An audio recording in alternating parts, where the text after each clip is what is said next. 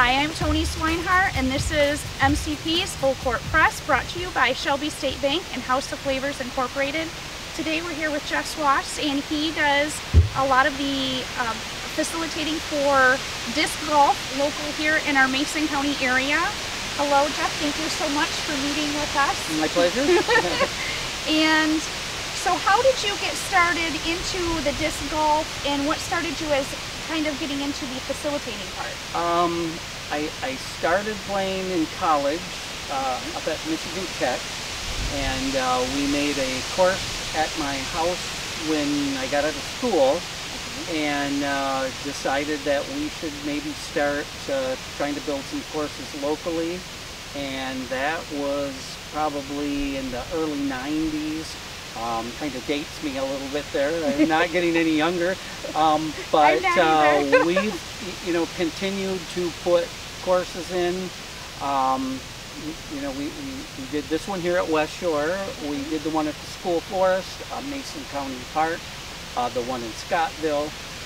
Helped with the one at Whiskey Creek. We love to play, and anybody who kind of mentioned that they were thinking about putting in a course, we tried to help them out.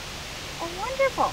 So how many courses are there now in and around Mason County? We're here at West Shore Community College, like you said, at their course. It's called the Labyrinth.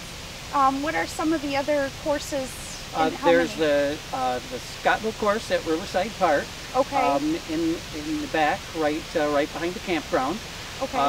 We have the Leviathan is at Ludington School Forest on Jabavi. Okay. In Ludington. The new school kind of knocked out part of the original course. Okay. But we've got the guy who helped us with that, the Reverend Jim Schultz, is back here part-time now. So he's helping us kind of recreate and reimagine it. And we think it's going to be even better than it was. Oh, as we've been putting some time in there as much as we can with everything that's going on in the world. And then we have Mason County Park, where we have the 2 courses out there, and then the professional course that runs one of the courses backwards. Okay. So, and that's the one that's on Shelby Road? That is correct. Okay. Yep, that's the first one we did back in the early 90s. John Quinn ran the parks out there at that time and was very interested in us bringing something out there. The grass used to be chest high out there. Oh, and, yes. and we've got it mowed down beautifully now. We're really proud of that. So that we've been able to keep this going and keep them all maintained and keep people playing and giving them something else to do in the area. Right. Now, you just started with everything that's going on. Normally you would have started already, correct? Our leagues? Yes, well, we would have done some tournaments now too, but the Professional Disc Golf Association kind of had to shut that down over the whole country, and now some states are opening back up. They've actually opened Michigan back up now, so we can sanction tournaments again, and we're starting to kind of get the ball rolling. We usually do that in February and March, but that came to a screaming halt. Oh, yes. As well as our leagues usually start about in the middle of April, and we had to reimagine how we did those too. We use our pay boxes here now, where people just put their league pay in, and then they text the scores to me, and I tabulate them and keep track of it. So where we used to kind of be a little camaraderie in the parking lot, and that is kind of a thing of the past. But everyone's gotten used to it pretty well, and we, I think, are going to just keep it going that way. Anybody can play anytime during the day. Whenever they want to come out here, they just text me and say, hey, we're going out to play, and that way we can kind of keep track of who's where and who's not, which we thought was a good thing to kind of be able to know now also. Well, and I think that's a really good idea too. I mean, it's kind of an honor system, but it gives people a chance to come anytime they're available. A lot of people work different shifts, and as everybody's kind of starting to go back to work, the third shifters especially, they come in the morning and play when they get out of work. So it has helped us out, and amazing, you say kind of the honor system, we've had not any issues at all so far. It's worked really well. Well, so. and you know, there's, I'm sure, a dedicated, you know, like you said, there was a camaraderie that you have, and there's a lot of dedicated players, I'm sure, that you wouldn't have to worry about an honor system. You know they're going to be honest about it and do what they need to do because they want to keep it going as well. It's kind of made us, sometimes you just, even if you didn't have a group, you could come out and kind of hook into a group, and now we're doing that all over the internet. Right. Basically says, hey, I'm looking for somebody to play with, and we kind of try to match people up. So I'd say, hey, they're going to play at 4, and rather than doing it in the parking lot here. So it's different, but it was a little learning curve, but we're getting it down for sure. So well, now tell us a little bit about disc golf. How many holes? Is there 18 holes like a normal golf course or no? When the tournaments started getting a little bigger in the 90s and we had more people playing, we did a lot of 2-day tournaments. Okay. So you had to play 72 holes, which is 18 holes times 4. Okay. What we ended up doing is we added 6 holes to all the courses, and that way you divide the 72 by 3, you've just eliminated a whole round on Sunday. So they play 2 rounds on Saturday, 1 round Sunday morning. Most of the tournaments have gone back to just 1-day tournaments now. That it's gotten a little more, there's not as many big tournaments, a lot more of the smaller ones, but we've never changed it back. So Michigan has been noted for 24-hole courses for a long time. And it's just been easier as we go. It's like, well, if we make an 18-hole now, how do we fit? Yeah, what are we going to do with that? How are we going to work it in, right? Because I know the Pere Marquette Township's got that new property out there, and they're talking about putting a disc golf course there, and that is one of our discussions, is whether we're going to do 18 or 24 holes there. So. Well, and I wonder, even if maybe you decided to do like an 18 course versus the 24, if for some people, instead of like, you wouldn't maybe necessarily have tournaments there to begin with, but maybe they could, if they didn't want to do so many holes. Right. Maybe more of a practice course or something? It has been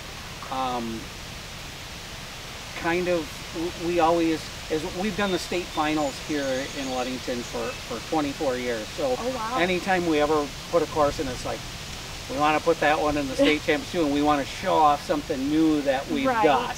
So, and a lot of the newer courses are doing par 4s and par 5s, but we try to do short tees for beginners too. And that is something we're definitely going to consider there. And what we're maybe considering is 18 holes, and then you can make a 6-hole add-on loop that we could use for a tournament. So that's probably what we're going to do with that. Well, that would be kind of neat, you know, for people, like you said, the shorter tees for people who are just getting into it. I myself am not the best frisbee thrower, but I have enjoyed, I did do it, well, it's been probably about 6 years, and I did it with a buddy of mine, and kind of went around, and I wasn't very accurate per se, but it was fun. It was fun to get out, it was fun to do something different, it was fun to enjoy the outdoors and kind of get into it that way. Right. It's a little shorter area usually than a golf course would be, but you're out in the woods, and yes, we've really considered that. This is the amateur tees here. We have professional tees for these holes too, and yes, that people can get out and learn, because there is a learning curve to it, as you probably found out. But it's just like everything else, practice and just keep throwing them, and you'll get it. Putting is still always a frustration, of course. But well, and I wonder, and sometimes I think putting in with a real, like a golf ball. With me, necessarily kind of is right up there too. I'm not a very good putter. it is just as frustrating as ball golf. I can attest to that. So, so Now, when people come out and you have new groups, like you said, you have people, oh, these people are playing at, like, let's say 4 o'clock. You started the league play. Now, do you have certain set teams that have been doing it for several years now? Actually, some of our groups have been together for quite a while, and different people will come in and kind of go out, and it just kind of depends on everybody's schedules, whether somebody's got something going on or not. But most of the groups kind of have their time that they go. But like I said, we've tried to encourage new players and encourage them to go whenever they want. And we've let, with this new times, we used to have kind of a rule was 3 or more go. We've kind of relaxed that to 2 or more, and we've had some new people take advantage of coming out and checking it out and seeing what it's all about. What you end up winning at league is discs. Right. So we are kind of recreating how we, rather than just flipping through a box of discs now, we're going to get some plastic gloves that that you can use, and then we'll just dispose of them to do that. And we've kind of just had to, it's like, we need to have the discs out there, and you know, so these people can kind of pick their winnings. It's all handicapped, so it evens it out very, very fairly. But yeah, we had to come up with a new way to not have everybody touching all the discs too. So. Well, and I'm sure a lot of the people that have been playing for a while have their own sets of discs too. Yep. And then that's nice that you have discs for them. Now, how does the scoring work? Like you said, par 4 and par 5s. Does it score just like a normal ball golf? Most of the short courses are all par 3s. Some of our professional holes, we've got up to par 5s and quite a few par 4s. But the shorter courses are disc golf. When it was first kind of invented, I guess you'd say, in the 70s, for whatever reason, most of the holes were all about the same in city parks, 250 to 300 feet. So everything was a par 3. And as discs have evolved, so they fly incredibly far now. Guys are throwing them 600 feet. So courses have gotten bigger, and so par has gone up just to keep challenging. It's amazing. Some of these kids who have grown up throwing discs got real good at it. I didn't really start picking it up till college, so you know, I could only throw just about so far. My arm was kind of not trained to do that, and a lot of these kids growing up with that, that's what they learn from a real young age. And they can just throw forever. It's pretty neat to see. Well, and I was going to say, probably little kids that have watched their parents. Oh, absolutely. And then they grow up with it, like you said, and now they can really... As old as I am now, I've seen a lot of those kids grow up, and it's pretty amazing to see, you know, from when they were young kids just learning how to throw that are turning professional now and are actually pretty good at it. Yeah. So that's probably rewarding for you as well, in a really way. Is. You know what I mean? You're like, oh, here, you know. It really is. So one last question: is there a Facebook page or a website or something that people can contact, and like new players if they want to try this? We predominantly use Facebook, a Mason County Disc Golf Organization. And you can like the page. We put all our information, anything we've got going. If we do work days, which we occasionally do, but it's basically got all the league and tournament information or anything else that's kind of going on. Michigan is a very strong state. A lot of the clubs are really grouped together, and we put all the information for some of the bigger tournaments downstate on there too. You can get all kinds of information, and you can see where things kind of branch out into some of the other club areas to kind of see what they've all got going on. It's big in Michigan, and we're proud to be a part of it, for sure. Yes. Well, and that's amazing too that Ludington is one of the main places that we have the big tournaments, like you said, the state tournament. The state championships. I think the first one was in 1996.